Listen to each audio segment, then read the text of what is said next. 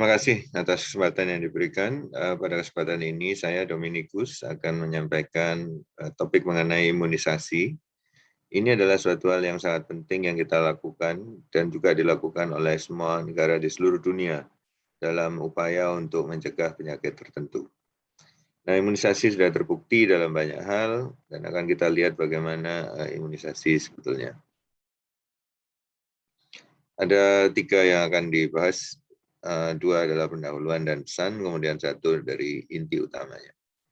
Secara definisi, imunisasi adalah upaya pengebalan individu maupun komunitas.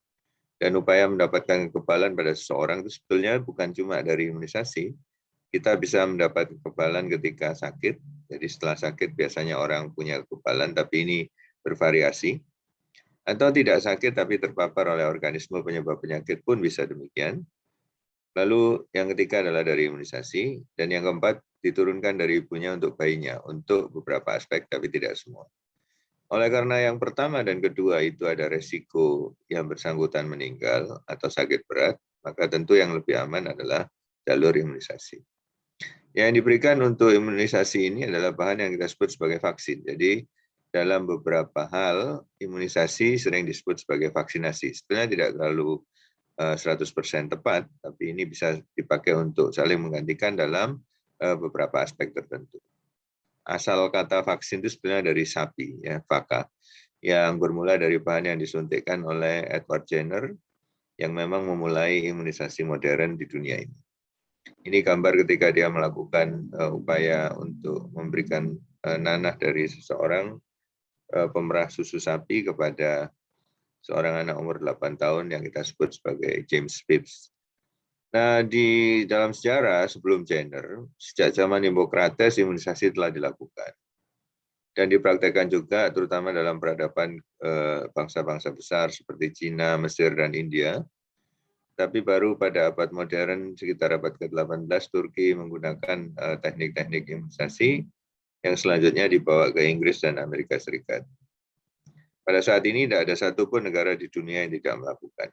Banyak negara bahkan memberi imunisasi yang lebih banyak daripada yang diberikan di Indonesia. Apalagi dalam konteks puskesmas misalnya atau skema pemerintah yang memang relatif terbatas. Boleh dibilang bahwa di dunia ini imunisasi adalah salah satu upaya di bidang kesehatan masyarakat yang paling berhasil. Dan ini ditunjang oleh serangkaian bukti yang berlaku konsisten di seluruh dunia. Para pendahulu sebelum imunisasi dilakukan secara massal adalah mereka yang menemukan ilmu imunologi. Dan ini adalah para tokoh yang banyak berperan, mereka semua memenangkan hadiah Nobel, dan mereka telah memberi landasan yang kuat untuk program imunisasi. Tapi orang pertama yang dianggap sebagai pemberi imunisasi di zaman modern adalah pada abad ke-18 ketika Jenner memberikan pada James Phipps. Ya, ini gambar versi lain selain lukisan yang tadi kita lihat.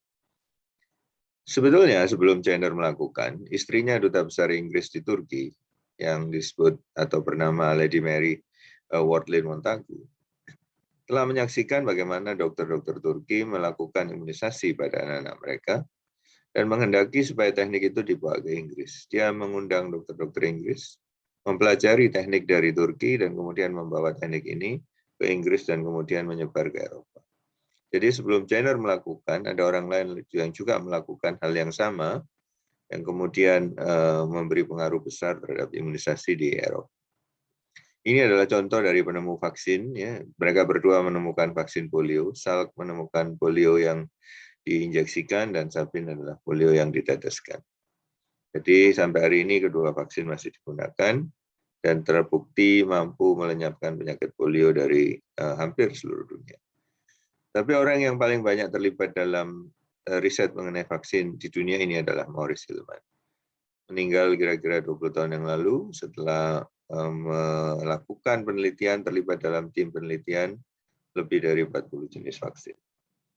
Nah, imunisasi secara umum harus memenuhi 2 syarat sebelum dilakukan. Pertama, imunisasi itu harus dibuktikan bermanfaat, dan yang kedua bahwa aman.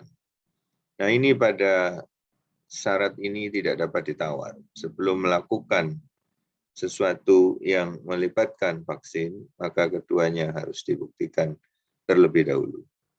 Kalau dilihat dari jenisnya, vaksin atau imunisasi ada beberapa. Ada yang aktif, seperti DPT dan pemberian vaksinasi lain di posyandu. Ada yang pasif, seperti pemberian serum anti bisa ular misalnya. Kemudian serum-serum pada penderita yang sedang sakit, itu diberikan secara pasif. Ini tidak memerlukan kerjasama dengan tubuh kita. Tubuh kita hanya menerima. Ada yang dasar, kalau DPT 3 kali, ada yang ulangan. Kalau ulangan berarti diberikan setelah jangka waktu tertentu. Jumlah ulangan bervariasi juga, tergantung jenis vaksinnya. Ada vaksin tunggal, hanya berisi satu saja, seperti untuk penyakit TBC. Vaksin BCG itu isinya hanya satu. Vaksin hepatitis B isinya juga cuma satu. Tapi ada banyak vaksin yang dikombinasi, satu sama lain. Karena kalau terlalu banyak jenis vaksin dan harus disuntikkan semuanya, tentu menjadi tidak nyaman, terutama bagi anak-anak. Ada yang menggunakan komponen hidup, jadi virus atau bakterinya itu hidup tapi dilemahkan, beberapa komponen dihilangkan. Tapi sebagian yang lain adalah menggunakan bakteri atau virus yang mati. Lalu ada juga yang menggunakan istilah wajib di satu negara itu harus mendapat, dan ada yang sifatnya hanya anjuran. Mereka yang menghendaki dapat meminta, tetapi tidak diharuskan. Yang ingin dicapai untuk dari imunisasi adalah kekebalan. Bisa perorangan, bisa di masyarakat. Memang ada beberapa manfaat tambahannya, seperti nanti mengurangi kekebalan antibiotik, karena kita mencegah jumlah yang sakit itu supaya nggak banyak. Ya, dan ini adalah manfaat tidak langsung dari imunisasi. Tapi tujuan utama adalah menimbulkan kekebalan baik di individu maupun masyarakat. Bukti bahwa vaksin bermanfaat. Kita sudah memusnahkan 3 penyakit. 2 lagi akan segera menyusul. Sedangkan yang belum musnah sudah sangat berkurang. Dan data yang paling jelas kita lihat waktu kita melakukan kampanye campak rubella, misalnya di Jawa Timur tahun 2017. Dan kita juga belajar dari angka penderita difteri tahun 2011 sampai hari ini yang ada di Provinsi Jawa Timur. Ini 3 penyakit yang sudah musnah. Cacar dan polio pada manusia, rinderpest pada sapi. Bagaimana kita bisa mengatakan vaksin berperan penting? Karena 3 penyakit ini tidak ada obatnya.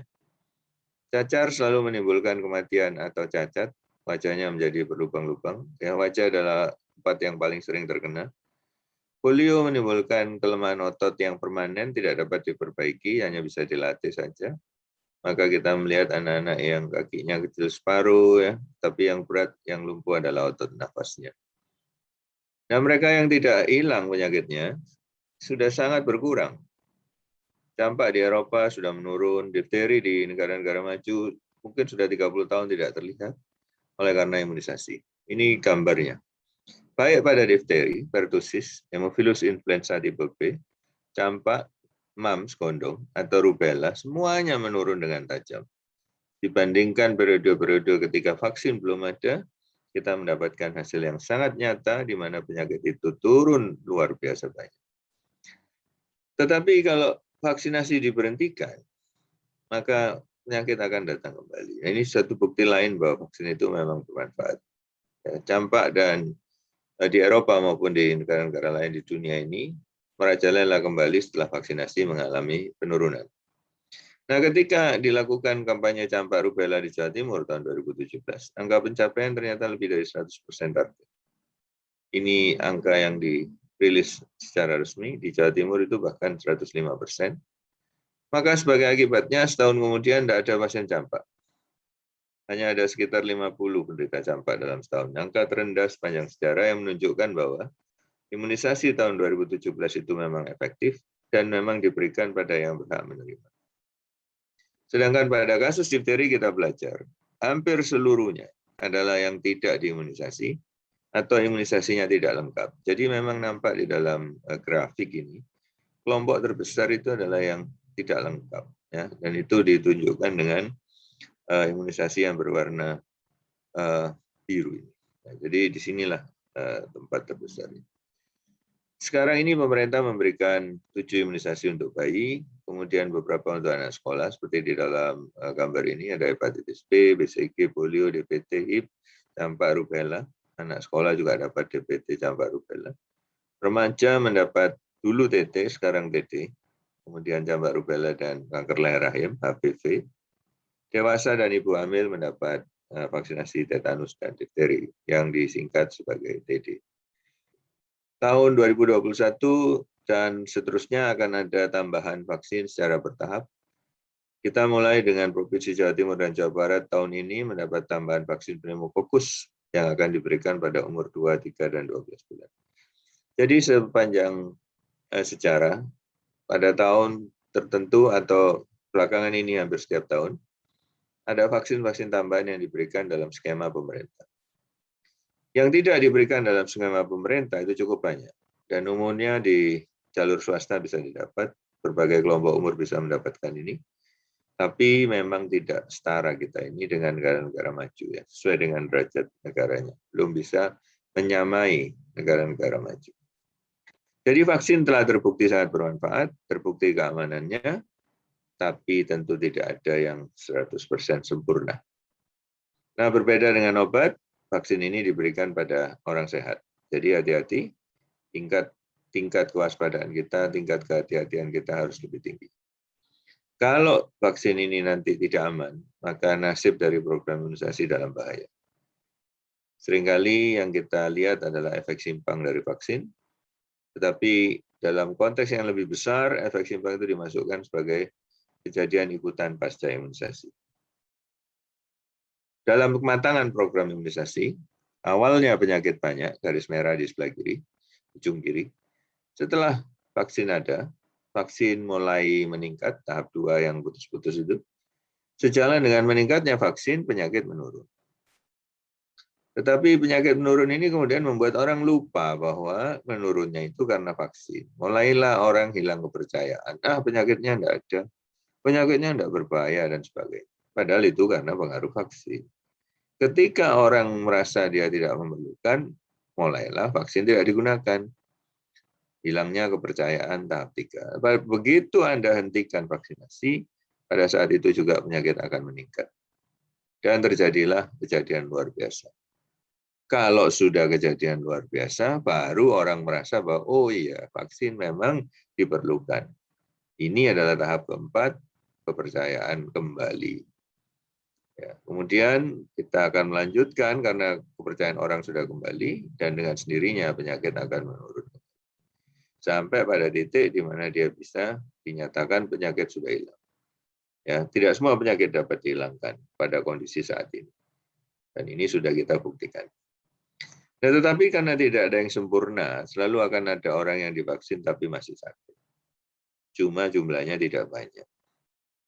Dan vaksin itu pasti ada efek simpangnya. Setelah vaksin mesti ada kejadian, tapi kita juga buktikan jumlahnya tidak banyak dan tidak berat. Kejadian ikutan pasca imunisasi kalau kita definisikan adalah kejadian medis yang terjadi setelah imunisasi. Dia tidak mengatakan harus berhubungan dengan vaksin. Karena itu, jangan mudah-mudah menilai bahwa ini karena vaksin. Ini butuh orang yang memang ahli untuk menilai apakah yang terjadi berhubungan atau tidak. Kita sering melihat setelah kucing lewat terus hujan. Tidaklah bisa dikatakan hujan itu karena kucing lewat. Nah, sama dengan vaksinasi. Kalau kejadiannya itu tidak memperhatikan apakah berhubungan atau tidak, maka dia dimasukkan dalam KIPI, kejadian ikutan pasca imunisasi. Tetapi yang betul-betul karena vaksin, misalnya pada vaksin di DPT orang menjadi panas misalnya, maka itu disebut sebagai reaksi simpang. Ya, berbeda dengan obat yang menyebut efek samping, pada vaksin namanya adalah reaksi simpang atau efek simpang. Dan ini memang disebabkan oleh vaksin. Ya, yang banyak sekali dicatat dan dilaporkan itu sebenarnya tidak ada hubungan dengan vaksin. Masuk sebagai KIPI karena terjadi setelah imunisasi, tetapi tidak berhubungan secara langsung dengan vaksin. Jadi dia bukanlah efek simpang. Yang normal hanya efek simpang itu sedikit sekali, lingkaran yang di tengah itu. Yang lain-lain itu lebih banyak bukan atau tidak berhubungan langsung dengan vaksin. Jadi ada beberapa penyebab lain yang juga perlu diperhatikan. Nah, pasti reaksi simpang ini bukan penghalang imunisasi. Kalau Anda menggunakan kendaraan setiap hari di jalan raya pasti ada kecelakaan. Tapi kan kita tidak berhenti, kita terus berkendaraan. Jadi efek simpang tidak boleh menjadi penghalang kita untuk melakukan. Ada orang-orang yang ditugaskan oleh negara untuk mengurusi kejadian ikutan pasca imunisasi, umumnya para ahli dengan status yang berbeda-beda di Jakarta, di provinsi, di kabupaten, dan di tingkat internasional tentu WHO yang akan mengurus. KIPI bisa dibedakan ringan, serius, dan berat. Demikian juga reaksi yang dari vaksin itu ada yang ringan dan berat. Dan umumnya kita sudah tahu kalau yang divaksin 1.000, berapa orang yang akan mengalami. Karena ada hitungannya yang cukup konsisten berlaku di semua negara di seluruh dunia. Jadi kalau keluar dari ketentuan ini, maka kita perlu melakukan penelitian lebih lanjut. Kalau yang dikasihkan DPT, biasanya merah, bengkak, nyeri, demam, rewel, pusing. Tidak sampai memberat. Bisa lokal, bisa umum, tapi biasanya menghilang dengan sendirinya dalam waktu yang tidak terlalu lama. Nah, tentu yang terbanyak dari semua KIPI itu kebetulan tidak berhubungan dengan vaksin, tapi vaksin dituduh sebagai penyebab. Nah, ini dipengaruhi oleh banyak faktor. Jadi jangan lupa contoh mengenai kucing hitam dan hujan lebat. Terus diapakan kalau terjadi KIPI? Ditangani sedini mungkin oleh petugas tempat, baik aspek medis maupun non-medis. Pelaporan dilakukan sampai ke Jakarta, bahkan sampai ke Jenewa oleh WHO. Tetapi penanganan bergantung pada petugas yang ada di lokasi. Siapapun boleh lapor. Kalau ada KIPI, silahkan dilaporkan. Dan membuktikan bahwa vaksin itu aman, kita punya beberapa data. Baik vaksin itu di dalam penelitiannya sangat rumit, itu membuktikan kalau kita nggak main-main. Pemantauannya setelah beredar sangat ketat. Kerjasama internasionalnya bagus, prosedur KIPI kita punya yang standar, data KIPI kita menunjukkan bahwa semua vaksin itu aman. Dan kebanyakan berita-berita miring itu adalah hoax. Dan ini tentu dipengaruhi juga oleh aspek sosial politik. Jadi fakta bahwa vaksin itu aman, kita punya datanya, kita punya buktinya, sebagai jaminan keyakinan pada masyarakat atau pengguna vaksin, bahwa memang vaksin itu aman. Ya, tahapnya panjang, kecuali selama vaksinasi COVID, dan biasanya memerlukan bertahun-tahun untuk bisa sampai pada vaksin yang baik. Kalau sudah beredar, dipantau sangat ketat. Tidak dibiarkan. Jadi tidak berarti setelah mendapat izin terus dibiarkan. Dan kita tahu beberapa vaksin sempat ditarik dari peredaran karena menimbulkan efek simpang yang relatif berat. Dan itu sebagai jaminan bahwa semua vaksin yang beredar, itu efek simpangnya dikendalikan. Pada obat juga sama. Kalau sampai menimbulkan sesuatu yang berat, kita tidak akan menggunakan. Nah, banyak orang mempersepsikan setelah menjadi karena, dan karena itu terus keliru persepsi. Jadi kita perlu meluruskan bahwa setelah itu bukan karena. Kasus paling terkenal tentu adalah MMR. Dituduh sebagai salah satu penyebab autis. Berdasarkan tulisan tahun 98, tapi penelitian itu sebetulnya banyak palsunya. Dianggap sebagai pelanggaran etika penelitian, dan Wakefield sekarang di penjara. Sudah lepas dari penjara, tapi dia sempat di penjara selama hampir setahun di Inggris karena dianggap melakukan kejahatan, memalsukan data, kemudian menipu perusahaan asuransi, dan sebagainya. Jadi ada motif komersial di baliknya. Wakefield sempat diadili oleh organisasi profesi maupun pengadilan umum. Tulisannya sendiri, selain izin prakteknya yang bersangkutan, sudah dicabut. Jadi Lancet, majalah yang sangat terkemuka, membatalkan tulisan. 10 dari 12 penulisnya mundurkan diri. Jadi tulisan yang sangat dipercaya banyak orang adalah tulisan yang ternyata palsu, dan oleh karena itu tidak layak untuk digunakan. Ini gambar dari yang bersangkutan beserta berita-beritanya. Dan ini adalah tulisan yang jelas sekali sudah dicabut, ya, retracted, dan tidak lagi bisa dipakai. Akhirnya sebagai pesan bahwa vaksin adalah salah satu cara untuk mendapatkan kekebalan yang terbukti sangat bermanfaat. Sehingga pengetahuan dasar imunisasi dan vaksinasi ini sangat penting bagi tenaga kesehatan. Pada saat ini kita hanya mampu memberikan 7 vaksin yang melindungi terhadap 9. Dan keamanan vaksin ini adalah hal yang sangat penting supaya vaksin tidak berhenti. Bila menemukan kejadian ikutan pasca imunisasi, silakan dilaporkan. Tapi kalau prosedur pemberiannya benar, kiranya KIPI tidak akan banyak. tenaga medis kita harus bisa memberikan penanganan. Saya kira demikian yang bisa kami sampaikan mengenai topik imunisasi ini. Saya ucapkan terima kasih untuk perhatian.